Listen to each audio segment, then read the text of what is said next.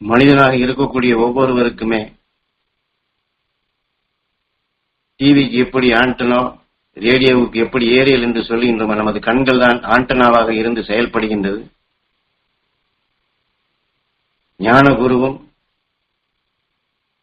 மாமகரிஷி ஈஸ்வராய குருதேவர் தமக்குள் விளைய வைத்த மெய் உணர்வுகளை, மகரிஷிகளுடைய உணர்வுகளை, அது மட்டுமல்ல அகண்ட அண்டத்தின் விரிந்த உணர்வுகளையும் அணுவுக்குள் அணுவாக சுருங்கிய, அதாவது ஒரு நுண்ணிய நிலைகளையும் எமக்குள் இந்த கண்கள் வழியாகத்தான் அதை பாய்ச்சினார் என்று தெளிவாக நமக்கு ஒரு புழுவை எடுத்து அது கூட்டை கட்டி தன் விஷத்தால் அதை அந்த புழுவை தன் இனமாக மாற்றிக்கொண்டிருக்கும் அத்தகைய சந்தர்ப்பத்திலே காட்டுக்குள் அழைத்து சென்று குருநாதர் சொன்ன வழியில் அதை பார்த்து கொண்டிருக்கும் பொழுது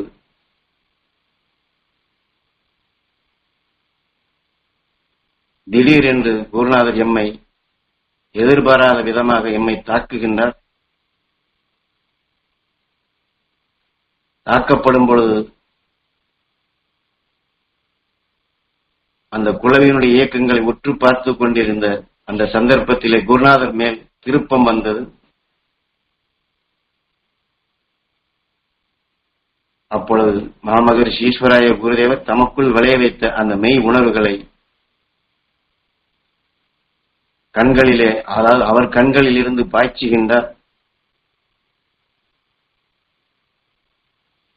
நாம் எல்லோருமே தெரிந்து கொள்ள வேண்டிய விஷயம் ஒன்று இருக்கின்றது. யாராவது ஒருவர் நம்மை கோபமாக பேசினால், குறையாக பேசினால், தவறாக பேசினால் நமக்கு கோபம் வரும். அந்த கோபம் வரும் பொழுது இருவருமே அந்த எதிராளியினுடைய கண்களைத்தான் உற்று பார்ப்போம். அந்த கண்களை பார்த்துதான் அந்த கோபத்தினுடைய உணர்வுகளை மீண்டும் மீண்டும் இயக்க சக்தியாக மாற்ற முடியும். அதுபோன்றுதான் குருநாதர், அதாவது மாமகரிஷி ஈஸ்வராய குருதேவர் எம்மை அடித்ததும் குருநாதரை உற்று பார்க்கின்றேன். அவர் கண்களில் இருந்து அவர் தமக்குள் விளைய வைத்த அந்த மெய் உணர்வுகள் அலைகளாக நான் கூர்ந்து பார்க்கப்படும் பொழுது குருநாதர் பால் நினைவை செலுத்தியதால் அந்த அலைகளை நான் கவர்கின்றேன், இழுத்து சுவாசிக்கின்றேன். அவர் கண்களை உற்று பார்த்து இழுத்து சுவாசித்த உடனே குருநாதர் சிரிக்கின்றார்,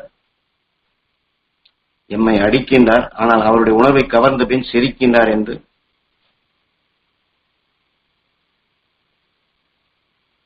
மாமகரிஷி ஈஸ்வராய குருதேவர் தமக்குள் விளைய வைத்த ஆற்றல் மிக்க சக்திகளை குருநாதருக்கு எவ்வாறு கண்வழி பாய்ச்சி கண்வழி இவர் நுகர்ந்தாரோ அதை போன்றுதான் நாமும் அந்த இருவரையுமே எண்ணி நமது கண்களுக்கும் அத்தகைய வீரிய ஆற்றல்களை, சக்திகளை, அகண்ட அண்டத்தினுடைய ஆற்றல்களையும் அகசியன் கண்டிருந்த அணுவிற்குள் அணுவாக அணுவையும் பிளந்து அணுவிற்குள் இருக்கக்கூடிய ஆற்றல்களையும் அறிந்துணர்ந்த அந்த வீரிய சக்தியை பெற நம் கண் கருமணிகள் துருவ நட்சத்திரத்தின் பேரருள் பேரொழியை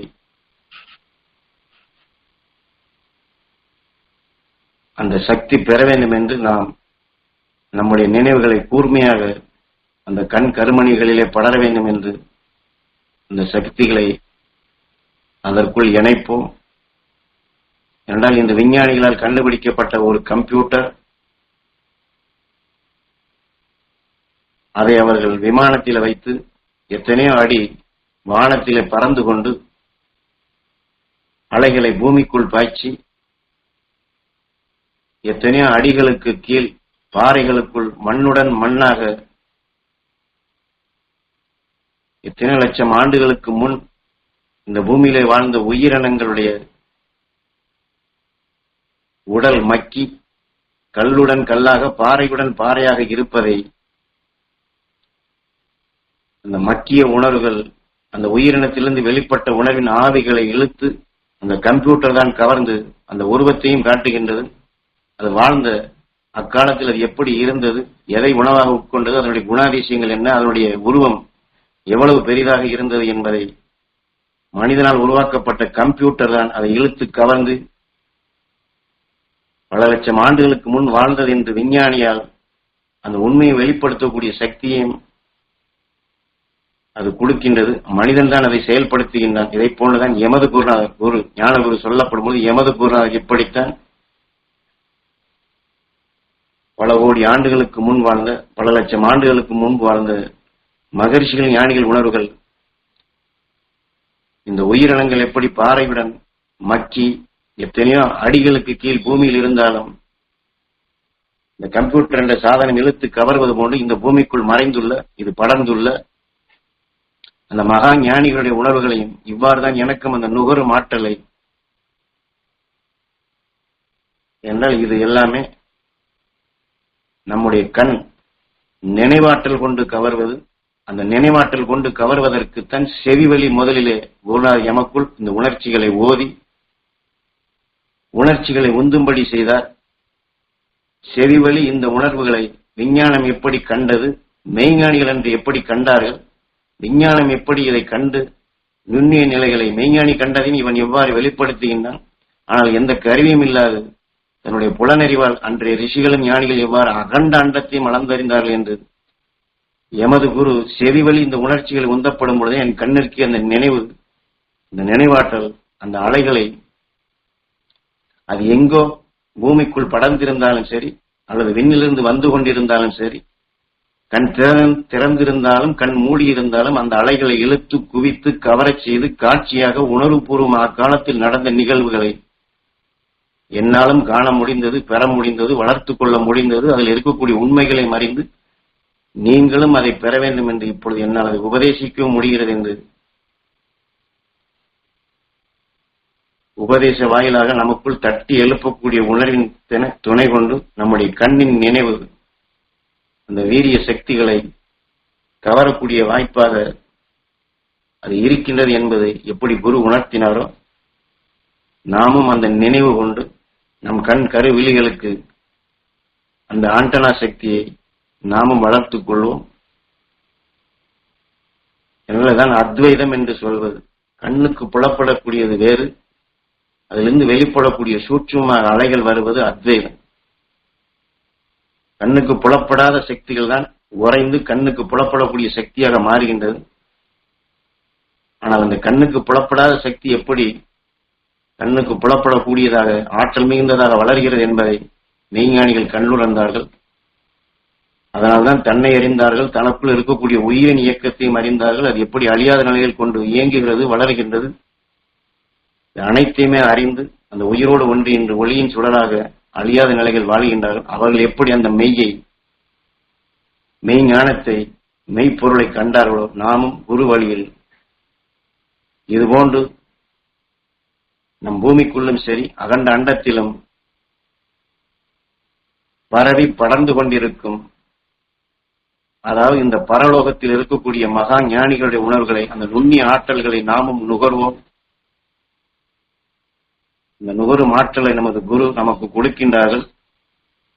அதை நாம் நம் உயிரான ஈசனிடம் வேண்டி குரு அருளால் அந்த ஆற்றலை நாம் பெற வேண்டும் என்று அந்த துருவ நட்சத்திரத்தின் பேரருள் பேரொளி எங்கள் கண் கருமணிகள் இரண்டும் பெற வேண்டும் என்று நாமும் ஞான குருவோடு தொடர்பு கொண்டு, மாமகரிஷி ஈஸ்வராய குருதேவரோடு தொடர்பு கொண்டு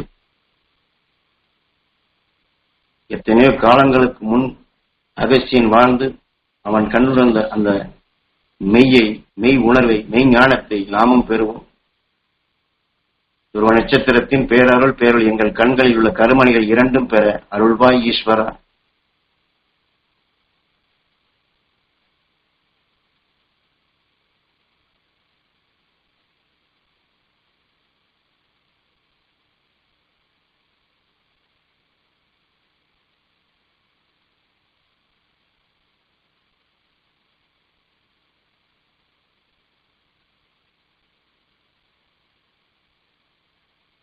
இது எல்லாம் நம்மால் முடியுமா? நம்மால் சாத்தியமாகுமா? நாம் இதையெல்லாம் பெற முடியுமா என்று நாம் யாரும் அத்தகைய நினைவுக்கு செல்ல வேண்டியது இல்லை. அவ்வாறு செலுத்தவும் கூடாது என்றுதான் குரு நமக்குள் பதிவு செய்துள்ளார்கள். நாம் அனைவரும் அந்த குருவை போன்று மாமகரிஷி ஈஸ்வராய குருதேவரை போன்று நாமும் அத்தகைய மெய்ஞானிகளாக ஆற்றல் மிக்கவர்களாக வளர வேண்டும், மற்றவர்களையும் வளர்க்க வேண்டும்.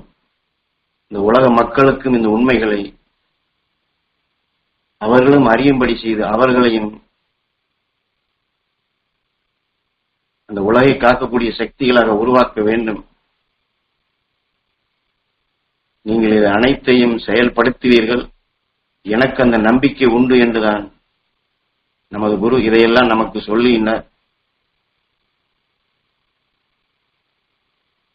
குருநாதர் சொன்ன நிலைகளை நாம், அவர் கண்ட கனவை நாம் நினைவாக்குவோம், செயல்படுத்துவோம்.